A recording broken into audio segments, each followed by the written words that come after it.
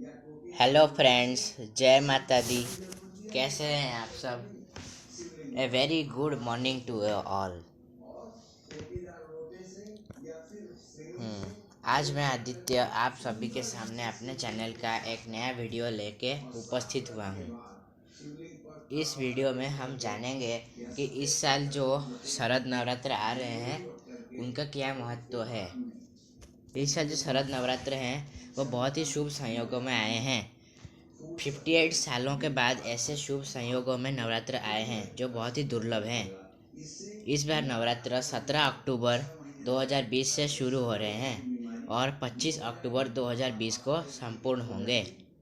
इस बार नवरात्र में बहुत ही सारे संयोग बने हैं। इस बार भगवान सूर्य कन्या राशि में हैं, राहु वृषभ राशि में संचरण कर रहे हैं, केतु वृश्चिक राशि में संचरण कर रहे हैं, शनि मकर राशि में मार्गी होकर संचरण कर रहे हैं, बृहस्पति अपनी राशि धनु में मार्गी होकर संचरण कर रहे हैं, बुध ग्रह शुक्र की राशि तुला में संचरण कर रहे हैं। इसी तरह जो इसी तरह सभी ग्रह अपने अपने उच्च राशि में अवस्थित होकर इस बार नवरात्र को बहुत ही शुभ संयोगों में लाए हैं। एक 165 सालों बाद ऐसा नवरात्र आए हैं जिसमें सर्वार्थ सिद्धि योग, रवि पुष्य योग, बहुत तरह के शुभ संयोग बने हैं। साल में 4 नवरात्र आते हैं, उनमें से 2 गुप्त नवरात्र होते हैं और 2 सार्वजनिक नवरात्र होते हैं। जो गुप्त नवरात्र होते हैं वो आषाढ़ और माघ मास में आते हैं, जिनके बारे में ज़्यादातर लोग नहीं जानते।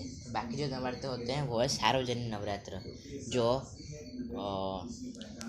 जो हमारे हिंदू कैलेंडर के अनुसार चैत्र और आश्विन मास में आते हैं। उनसे सबसे ज़्यादा तो आश्विन मास में जो नवरात्र आते हैं उन्हें शारदीय नवरात्र कहते हैं या फिर शरद नवरात्र कहते हैं। ये सारे नवरात्रों से ज़्यादा लोकप्रिय होता है क्योंकि इसमें उड़ीसा और पश्चिम बंगाल में दुर्गा पूजा का बहुत ही अच्छा आयोजन होता है।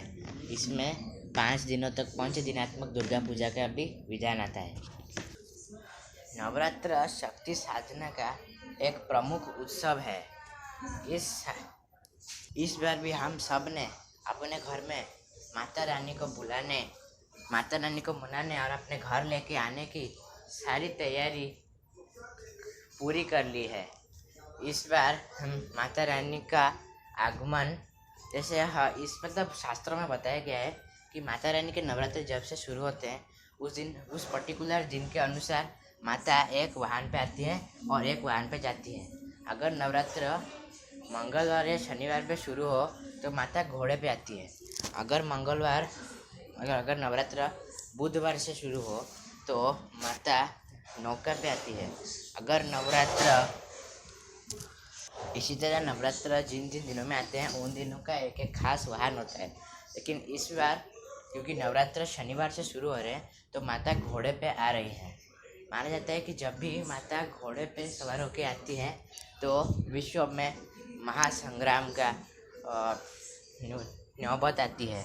बहुत सारे राजा महाराजों में युद्ध होता है। जैसे महाभारत काल में भी जब आश्विन नवरात्र आए थे उसी के बाद ही महाभारत का महान युद्ध हुआ था। इस बार माता रानी भैंसे यानी यमराज के वाहन पे वापस जाएंगी, जिससे संसार पे किसी न किसी महामारी का या विशाल रोग का प्रकोप बना रहेगा। अभी तो कोरोना चल रहा है, उसके बारे में कुछ भी नहीं कह सकता है। ऐसा भी हो सकता है कि कोरोना और भी बढ़ जाए। मैं भरोसा रखना है, मैं माता रानी के त्यौहार को बहुत अच्छे से मनाना है। इस बार नवरात्र बहुत ही खास है। तो अब हम जानते हैं कि नवरात्र के सारे तिथियों के बारे में। तो पहला तिथि होती है पहली तिथि इस बार है 17 अक्टूबर 2020 को। वो प्रतिपदा तिथि है। इस दिन घट स्थापना, माता की चौकी की स्थापना और अखंड दीपक की स्थापना होगी। और साथ ही साथ इस दिन माता शक्ति के पहले रूप यानी माँ शैलपुत्री की पूजा होगी। इस दिन हमें पीले रंग के कपड़े पहनने चाहिए और माता पार्वती यानी माता शैलपुत्री के जो प्रिय पुष्प है उनको चढ़ाने चाहिए। तो माता पार्वती के जो प्रिय पुष्प है वो है अपराजिता के फूल। अपराजिता के जो सफ़ेद फूल होते हैं वो माता पार्वती को सबसे प्रिय है। हमें पहले दिन यही फूल चढ़ाने चाहिए। और पहले दिन नवरात्र के हमें माता को घी का भोग लगाना चाहिए। फिर दूसरा दिन इस बार है 18 अक्टूबर 2020। इस दिन तृतीया तिथि है। इस दिन माँ ब्रह्मचारिणी की पूजा होगी। इस दिन हमें हरे रंग के कपड़े पहनने चाहिए। और नवरात्र के दूसरे दिन माता को हमें शक्कर का भोग लगाना चाहिए। फिर तीसरा दिन है 19 अक्टूबर। इस दिन तीसरी तिथि है, यानी तृतीया तिथि। इस दिन माँ चंद्रघंटा की पूजा होगी। इस दिन हमें भूरे रंग के यानी ब्राउन कलर के कपड़े पहनने चाहिए। इस दिन हमें माता को दूध का भोग लगाना चाहिए। फिर चौथा दिन है 20 अक्टूबर, यानी चतुर्थी तिथि। इस दिन माँ कुष्मांडा की पूजा होगी। माँ कुष्मांडा को हमें इस दिन मालपुए का भोग लगाना है। हमें इस दिन नारंगी रंग के कपड़े पहनने हैं। और जैसे माँ कुष्मांडा भगवान सूर्य की अधिष्ठात्री देवी हैं, इसलिए उन्हें भी हम जपा कुसुम हिबिस्कस का फूल चढ़ाएंगे। और वैसे ही माँ ब्रह्मचारिणी को हमें गेंदे के फूल चढ़ाने चाहिए तथा माँ चंद्रघंटा को हमें चंपा के फूल चढ़ाने चाहिए। फिर पांचवा दिन है 21 अक्टूबर, यानी पंचमी तिथि। इस दिन माँ स्कंद माता की पूजा होगी। स्कंद माने कार्तिकेय, तो स्कंद की माता होने के कारण माँ दुर्गा को स्कंद माता भी कहते हैं। तो माँ स्कंद माता को हमें केले का भोग लगाना चाहिए। इस दिन हमें सफ़ेद रंग के कपड़े पहनने चाहिए। और इस दिन माँ स्कंद माता के प्रिय पुष्प यानी कनेर के पुष्प उन्हें चढ़ाने चाहिए। फिर छठा दिन है 22 अक्टूबर 2020। इस दिन हमें माँ कात्यायनी की पूजा करनी है। और इस दिन हमें लाल रंग के वस्त्र पहनने चाहिए। इस दिन हमें माँ कात्यायनी के प्रिय पुष्प यानी गुलाब का पुष्प उन्हें चढ़ाना चाहिए। फिर सातवां दिन है 23 अक्टूबर 2020। इस दिन सप्तमी तिथि है। इस दिन माँ कालरात्रि की पूजा होगी। माँ कालरात्रि को हमें गुड़ का भोग लगाना चाहिए और साथ ही साथ उन्हें नीले रंग के फूल चढ़ाने चाहिए, यानी नीले रंग के अपराजिता या फिर काले धतूरे का फूल माता को सर्वाधिक प्रिय है। साथ ही साथ हमें माता को धतूरे का फल भी चढ़ाना चाहिए। फिर आठवां दिन है 24 अक्टूबर 2020। इस दिन हमें माँ महागौरी की पूजा करनी है। इस दिन महाअष्टमी है। कुछ लोग दुर्गाष्टमी का व्रत भी रखते हैं, तो वो व्रत इस दिन ही होगा। इस दिन माँ गौरी की पूजा होगी। इस दिन हमें गुलाबी रंग के कपड़े पहनने चाहिए। इस दिन हमें माता को भोग में नारियल चढ़ाना चाहिए और माता के प्रिय पुष्प उनको चढ़ाना चाहिए। माता के प्रिय पुष्प यानी इस दिन माता को रजनीगंधा के फूल चढ़ाने चाहिए। फिर जो आखिरी दिन है वो है 25 अक्टूबर 2020। इस दिन हमें माँ सिद्धिदात्री की पूजा करनी है। तो माँ सिद्धिदात्री का जो प्रिय रंग है हमें वो चढ़ाना है, पहनना है। तो वो रंग है जामुनी यानी पर्पल कलर। इस दिन हमें माँ सिद्धिदात्री को तिल से बने हुए तिल चढ़ाने चाहिए या फिर तिल से बने हुए पकवान या मिठाइयाँ चढ़ानी चाहिए। और साथ ही साथ जब इस दिन हम जब यज्ञ संपूर्ण कर ले तो पूर्णाहुति के बाद कन्या पूजन भी करना चाहिए। और उनकी कन्याओं को नव दुर्गा का रूप माना जाता है। तो कन्या पूजन के बिना नवरात्र का अनुष्ठान पूर्ण नहीं होता है। तो जो नव दुर्गाएँ हैं उनका एक श्लोक होता है, न प्रथमं शैलपुत्री च द्वितीयं ब्रह्मचारिणी तृतीयं चंद्रघंटेति कुष्मांडेति चतुर्थकं पंचमं स्कंदमातेति षष्ठं कात्यायनीति च सप्तमं कालरात्रिति महागौरीति चाष्टकं नवमं सिद्धिदात्री च नवदुर्गा प्रकीर्तितः। यानी जो ये सभी नवी दुर्गा हैं। नव दुर्गा के हमें अगर आप चाहें तो नव दुर्गा के रोज कवच सूक्त स्तोत्र मंत्र श्लोक एक एक करके पढ़ सकते हैं, लेकिन आजकल के जीवन में यह सब संभव नहीं है। तो मैं आपको एक पाठ बताता हूँ, उसे बोलते हैं दुर्गा सप्तशती। कि सप्तशती मतलब उसमें 700 श्लोक होते हैं। तो हमें यह पाठ नवरात्र में पढ़ना चाहिए, जिसको हमें 7 दिन के अंदर कंप्लीट करना होता है। तो वो कैसे मैं आपको बताता हूँ। प्रथमा तिथि को आपको दुर्गा सप्तशती का प्रथम अध्याय पढ़ना है। द्वितीय तिथि को आपको दुर्गा सप्तशती का द्वितीय और तृतीय अध्याय पढ़ना है। फिर तृतीय तिथि को आपको दुर्गा सप्तशती का चतुर्थ, पंचम और षष्ठ अध्याय पढ़ना है। फिर चतुर्थी तिथि को आपको दुर्गा सप्तशती का 7वां अध्याय पढ़ना है। फिर पंचम तिथि को दुर्गा सप्तशती का 8वां 9वां अध्याय पढ़ना है। षष्ठी तिथि को दुर्गा सप्तशती का 10वां 11वां और 12वां अध्याय पढ़ना है। और सप्तमी तिथि को दुर्गा सप्तशती का 13 अध्याय पढ़ना है। फिर अष्टमी को दुर्गा सप्तशती के जो तिलक, कवच, अर्गला और जो रहस्य, न्यास और साथ साथ सिद्ध कुंजिका स्तोत्र, इसका पाठ करना है। और नवमी को हवन करना है। और हवन में अगर आप रोज़ हवन कर सकते हैं तो बहुत अच्छी बात, नहीं तो आप नवमी को हवन करके पूर्णाहुति दे दीजिए। और नवरात्र में हमें बहुत सारे नियम होते हैं, जो अब मैं एक एक करके आपको सारे नियम बताऊंगा। आप उन सभी नियमों का पालन कीजिए, तभी जाके आपको नवरात्र के व्रत का पूरा फल मिलेगा। पहला नियम है कि नवरात्र में आपको मांस मदिरा का सेवन नहीं करना है। दूसरा नियम है आपको नवरात्र में प्याज और लहसुन का सेवन नहीं करना है। तीसरा नियम है आपको नवरात्र में भूल से भी कोई भी अनाज का सेवन नहीं करना है। चौथा नियम है आपको नवरात्र में कभी भी किसी भी खाद्य पदार्थ में नींबू नहीं निचोड़ना है। पांचवा नियम है आपको नवरात्र में कभी भी काले रंग के कपड़े नहीं पहनने हैं। अगर आप माँ भगवती कालिका की साधना कर रहे हैं तो आप काले रंग के कपड़े पहन सकते हैं। छठा नियम है आपको नवरात्र में कभी भी धारदार वस्तुओं का जैसे चाकू या कैंची का प्रयोग नहीं करना है। अगर आप तंत्र साधना कर रहे हैं या माँ कालिका, माँ भैरव की उपासना कर रहे हैं, भगवान भैरव की उपासना कर रहे हैं, तो आप ये कर सकते हैं, कोई गलती नहीं है। आपको नवरात्र में कभी भी ज़्यादा तेल मसाले वाले भोजन नहीं करना है। यह 8वां नियम। आपको नवरात्र में 9वां नियम है कि आपको कभी भी दिन में नहीं सोना चाहिए। 10वां नियम है आपको रात में जागरण करना चाहिए। अगर आप नहीं कर सकते तो आप अगर सोना चाहते हैं तो आप बेड पे नहीं सोएंगे, पलंग पे नहीं सोएंगे। आपने जहाँ पे माता की स्थापना की है वहीं पे आप चटाई बिछा के वहाँ माता की देखभाल करने के लिए वहीं सो जाएंगे। फिर 11वां नियम है आपको नवरात्र में कभी भी क्रोध नहीं करना है। 12 नंबर आपको किसी के लिए द्वेष नहीं रखना है। 13वां नियम है आपको कभी भी कटु वचन नहीं बोलना है। 14 नंबर आपको अपने मुंह से अपशब्द नहीं निकालना है। 15 नंबर आपको दिन भर माता के भजन कीर्तन में लगे रहना चाहिए, माता का ध्यान करना चाहिए।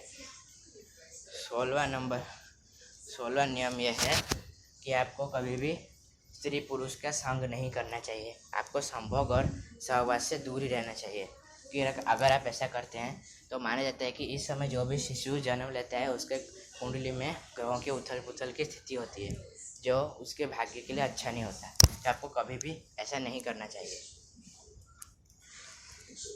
वैसे ही नवरात्र में कुंडलिनी चक्र की साधना का बहुत महत्व है। जैसे पहला जो चक्र है मूलाधार चक्र, उसकी अधिष्ठात्री देवी है माँ शैलपुत्री। जो दूसरा चक्र है वो है स्वाधिष्ठान चक्र, उसकी अधिष्ठात्री देवी माँ ब्रह्मचारिणी है। तीसरा चक्र है मणिपुर चक्र, उसकी अधिष्ठात्री देवी माँ चंद्रघंटा है। चौथा चक्र है विशुद्धि चक्र, उसकी अधिष्ठात्री देवी माँ कुष्मांडा है। पांचवा चक्र अनाहत चक्र, उसकी अधिष्ठात्री देवी माँ स्कंदमात्रा है। फिर छठा चक्र है आज्ञा चक्र, उसकी अधिष्ठात्री देवी माँ कात्यायनी है। सातवां चक्र है सहस्रार चक्र, जिसकी अधिष्ठात्री देवी माँ कालारती है। बाकी जो 2 चक्र है जिनकी अधिष्ठात्री देवी महागौरी और माँ सिद्धिदात्री है, उनके बारे में आज तक कोई नहीं जान पाया। वो बहुत ही गूढ़ रहस्य है, क्योंकि ब्रह्म विद्या और योग शास्त्र में इन 7 चक्रों का वर्णन है। बाकी 2 चक्र बहुत गुप्त हैं, जिनके बारे में सिर्फ वही साधक जान सकता है जिसके ऊपर माँ कालारती जी की कृपा हो और जिसने सहस्रार चक्र को पार कर लिया हो। नवरात्र में आप चाहें तो रोज़ देवी माँ के अलग अलग मंत्र जाप कर सकते हैं, लेकिन आप उनके कुछ नॉर्मल मंत्र हैं जिनका आप पाठ कर सकते हैं। जैसे सर्व मांगल्य शिवे सर्वार्थ साधिके शरण्ये त्र्यंबके गौरी नारायणी नमोस्तुते शरणागत दिनार्थ परित्राण परायणे सर्वस्याति हरे देवी नारायणी नमोस्तुते। आप शायद आप माँ के कोई भी मंत्र जप कर सकते हैं। इन सबसे जो सरल मंत्र है उसे बोलते हैं नवाण मंत्र। इस मंत्र में 9 अक्षर हैं और सभी अक्षर नवग्रह को और नवदुर्गाओं को सूचित करते हैं। तो चलिए हम उस मंत्र को मैं आपको बताता हूँ। तो मंत्र कुछ इस प्रकार है।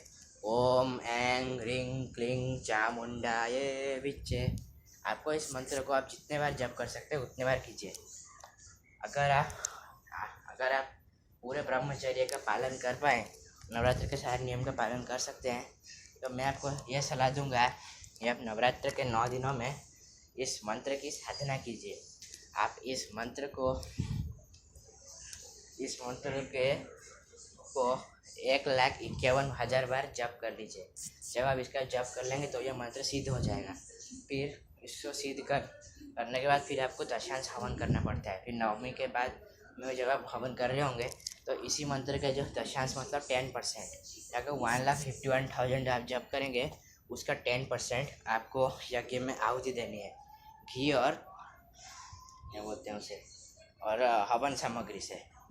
ठीक है, तो ऐसे आप नवरात्र में रोज़ देवियों के मंत्र सूक्त कवच पढ़ सकते हैं। उसके लिए मैं आपको एक दूसरा वीडियो बताऊंगा, मैं सारी डिटेल दूंगा। अब हम जानते हैं कि नवरात्र में देवी सहस्त्रार्चन का क्या महत्व है। देवी सहस्त्रार्चन मतलब माँ दुर्गा के जो 1008 नाम हैं उनसे उनका अर्चन करना है, यानी उनको कुछ सामग्रियाँ अर्पित करना है। जैसे अगर 1008 कमल के पुष्प अर्पित करना, या फिर 1008 चुटकी कुमकुम या सिंदूर अर्पित करना, 1008 चुटकी हल्दी अर्पित करना, 1008 कौड़ियाँ अर्पित करना, या फिर 1008 बेलपत्र अर्पित करना।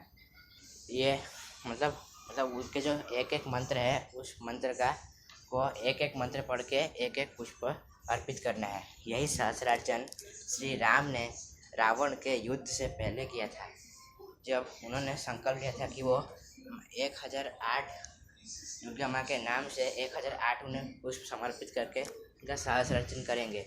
लेकिन रावण ने छुपके से एक पुष्प चुरा लिया था। तो जब राजीव लोचन भगवान श्री राम को ये पता चला तब उन्होंने अपने तीर से अपने आँख काट के माता को समर्पित करना चाहते थे। फिर जैसे ही उन्होंने ऐसा करना शुरू किया तभी माता वहाँ पे प्रकट हुई और उन्होंने उन्हें विजयश्री का आशीर्वाद दिया। फिर अब हम जानते हैं कि नवरात्र में देवी यज्ञ का क्या महत्व है। माना जाता है जब भगवान ब्रह्मा ने सृष्टि की रचना शुरू की तब उन्होंने बहुत सारे पुरुषों का निर्माण कर लिया, लेकिन वो किसी स्त्री की निर्माण नहीं कर पाए, जिससे उनके संसार की वृद्धि नहीं हुई। जितने पुरुष थे उतने ही रह रहे थे। तो पृथ्वी की जब वृद्धि नहीं हुई, मनुष्य की जब ज़्यादा उत्पत्ति नहीं हुई, तब वो भगवान महाविष्णु के शरण में गए। फिर भगवान महाविष्णु के आज्ञा से ब्रह्मा जी ने देवी भगवती आदिशक्ति के प्रीति के लिए एक यज्ञ का अनुष्ठान किया, जिस यज्ञ से प्रसन्न होकर माँ भगवती प्रकट हुई। फिर उन्होंने अपनी शक्ति से सृष्टि में स्त्री की उत्पत्ति की, जिससे ब्रह्मा की सृष्टि का विस्तार हुआ। नवरात्र का बहुत महात्म्य है। जो नवरात्र में एक और किताब होती है जो दुर्गा सप्तशती के अलावा इस्तेमाल की जाती है, इसे बोलते हैं श्रीमद् भागवत देवी महापुराण। इसका भी बहुत महत्व है। इस पुराण के पारायण करके ही वसुदेव और देवकी ने श्री कृष्ण के प्राणों की रक्षा करवाई थी। तो यह बहुत ही गुप्त और महान पाठ है। इसी ग्रंथ के 12वें स्कंद के 1 से लेकर 10 अध्याय तक माँ गायत्री के सारे पाठ सूक्त स्तोत्र बताए गए हैं। माँ गायत्री सहस्त्र नाम, गायत्री स्तोत्र, गायत्री सूत्र, गायत्री मंत्र, गायत्री माँ के श्लोक सब बताए गए हैं। आप अगर उनका डेली पाठ करना शुरू कर दें, आपके जीवन की सारी मुश्किलें ख़त्म हो जाएंगी। और नवरात्र में बहुत सारी चीज़ें होती हैं जो आप कर सकते हैं। आप चाहें तो रोज़ भी हवन कर सकते हैं, या नवमी को हवन करें तो वो सर्वश्रेष्ठ है। आप नवरात्र में अगर आप घर में अखंड दीपक की स्थापना कर रहे हैं तो आपको कभी भी अखंड दीपक और माता को अकेला छोड़ कर नहीं जाना चाहिए। अभी तो कोरोना काल आप घर में रहेंगे, अच्छी बात है। अगर आप कोरोना के बाद अगर फिर से कोई नवरात्र आएंगे, आपको कहीं जाना पड़ेगा, तो आपको क्या करना है, आपको एक मिट्टी का पुतला या टॉय माता के पास रख के जाना है और कहना है कि माता, मैं आपको इसे आपका द्वारपाल बना के जा रहा हूँ, मैं जल्दी आऊँगा और आपकी सेवा में मन लगाऊँगा। अगर आप अखंड दीपक की रक्षा करेंगे तो वो आपके जीवन की रक्षा करेगा। नवरात्र बहुत सारी सिद्ध रात्रियाँ होती है जिनमें मनुष्य अपनी सभी इच्छाओं की पूर्ति कर सकता है। तो नवरात्र में ऐसे 6 मुख्य चीज़ें हैं, अगर आप उनको घर ले आए तो आपके घर में स्थायी लक्ष्मी का वास होता है। जो कुछ इस प्रकार है। जो पहली वस्तु है उसे बोलते हैं लक्ष्मी कौड़ी। जो नॉर्मल कौड़ी दुकान में मिलती है वैसे नहीं होती, वो पीले रंग की होती है। ये हमेशा किसी सिद्ध ब्राह्मण, ज्योतिष या तांत्रिक से ही लेनी चाहिए जो इसे पूरी तरह सिद्ध लक्ष्मी मंत्र से सिद्ध कर चुके हैं। फिर आपको इसे अपने घर में ला के नवरात्र में स्थापित करना चाहिए। तो दूसरी चीज़ है उसे बोलते हैं गोमती चक्र। ये भी एक लक्ष्मी कारक वस्तु है जो सिर्फ सिद्ध होने पर ही काम देती है। इससे ज़बरदस्त वशीकरण होता है और धन का घर में आगमन होता है। आपको इसे भी नवरात्र में ला के घर में स्थापित करना चाहिए। जो तीसरी चीज़ होती है उसे बोलते हैं मोती शंख। ये एक तरह का शंख होता है जो मोतियों से जड़ा होता है। ये शंख बहुत ही दुर्लभ है और जब आपको मिल जाए तो आप इसको सिद्ध करके अपने घर में रख लीजिए, तो आपके घर में माँ लक्ष्मी का वास होगा। आप जब इसे घर लाएं तो नवरात्र में 9 दिन तक आपको एक मंत्र पढ़ के इसको पास रखना चाहिए। तो रोज़ एक मंत्र पढ़ना चाहिए जो मैं बताता हूँ, आप लिखिए। वो मंत्र है ओम श्रीम ह्रीम श्रीम कमले कमलालय प्रसीद प्रसीद श्रीम ह्रीम श्रीम ओम महालक्ष्म्ये नमः। वैसे जो गोमती चक्र है उसको भी आप सिद्ध कर सकते हैं। उसके लिए मंत्र मैं आपको बाद में बताऊंगा। इस जो लक्ष्मी कौड़ी है उसके लिए एक मंत्र है, उसके लिए भी एक बहुत सारे मंत्र हैं, मैं आपको बाद में बता दूंगा। फिर चौथी चीज़ है